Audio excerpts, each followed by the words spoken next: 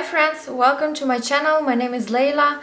Last week I made a video about Swedish citizenship and I figured that it can be a good idea to talk about how to move to Sweden in the first place. And why would anyone want to move to Sweden? I mean, Sweden is a great country. It has great nature, work-life balance, strong passport, and you don't even need to apply for visas to most of the places. This country is built for people. And if you have ever lived abroad or outside of Scandinavia, I am 100% sure that you understand what I mean when I say that Sweden is made for people. So today I want to talk about 7 ways on how you can move to Sweden.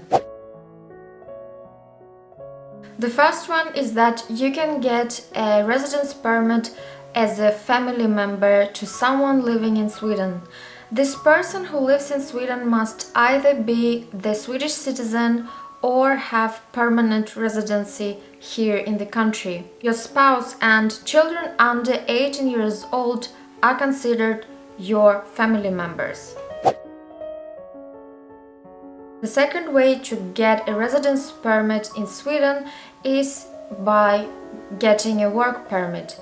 You need to have a job offer from employer in Sweden, and your salary must be enough in order to sustain your life here in Sweden. The third way you can get a residence permit is by being a student on bachelor or master degrees. Personally, I think it's the easiest way to arrive in Sweden. In order to get your residence permit, you need to have an admission letter from university. The student is also supposed to show that you are able to sustain yourself financially during your stay here in Sweden. One of the benefits of your student visa is that you are able to work during your studies.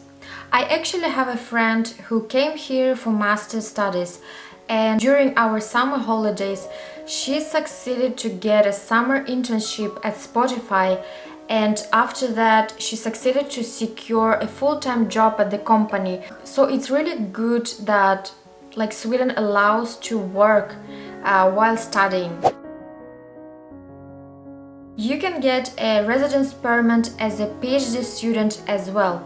If you intend to conduct doctoral studies in Sweden, you can apply for residence permit for higher education. To be eligible, you need to be admitted to doctoral studies, and your doctoral studies must, physically, they need to be done here in Sweden.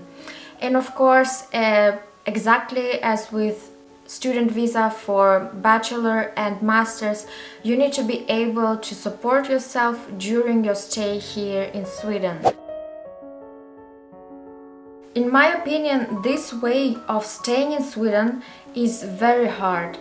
As a business owner, if you want to get a residence permit, you need to fulfill a lot of requirements, and the list is enormous. Let me just give you some examples. So, you need to prove that you are the person who leads the business and has the decisive responsibility in it. You need to own more than 50% of the business, that is, that you have your decisive power. Your budgeting needs to be credible. You need to show that you have at least 200,000 Swedish krona in order to support yourself. I know a person who have gone through this way, and in her own words, it was very, very hard. She came to Sweden as a master's student.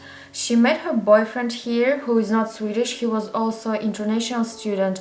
In the end, they married, but before they really got their life here, she had a job here, and then something happened. She had to leave the country, and then she came back and decided that the only way to stay in Sweden, and she fell in love with Sweden a lot. So the only way for her to stay in Sweden was to to be a business owner. And in her own words, it was so hard because even if she studied business related subjects both in Sweden and in her own country, she had to learn everything from zero again.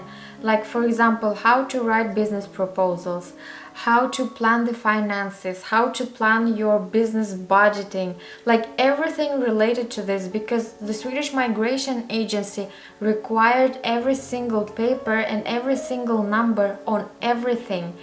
And it was the hardest way. So you have to know that if you decide to take this path, it's going to be very hard. This topic is probably one of the saddest parts of how you can stay in Sweden. Now, if your life is threatened and your life is in danger, you can apply for asylum here in Sweden. Since Sweden has signed the UN Convention relating to the status of refugees, Sweden will grant a residence permit to someone who has got a refugee status in accordance with the UN Convention.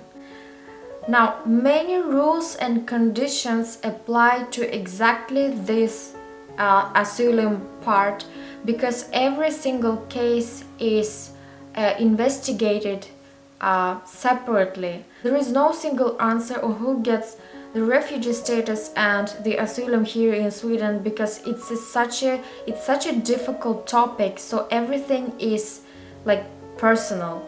I know some people who have gone through this way, and in their opinion it was also a very hard path because they had many things to think about. First, it was the threat and the danger that they experienced, and then when they came here, it was also like uncertainty about many stuff around life and like everything in your life. So this part, I hope that no one is gonna use it, but I understand that in some cases people have to leave their countries. The last thing that I'm gonna mention today is that you can get your residence permit as an athlete or coach.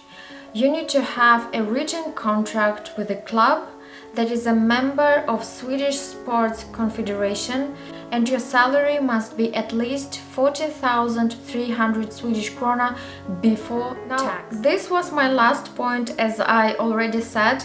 And I would like to thank you for watching this video up to the very end. I hope that you find it helpful. And if you have any suggestions on what I should make video about, please let me know in the comments down below. Thank you for watching and see you next time.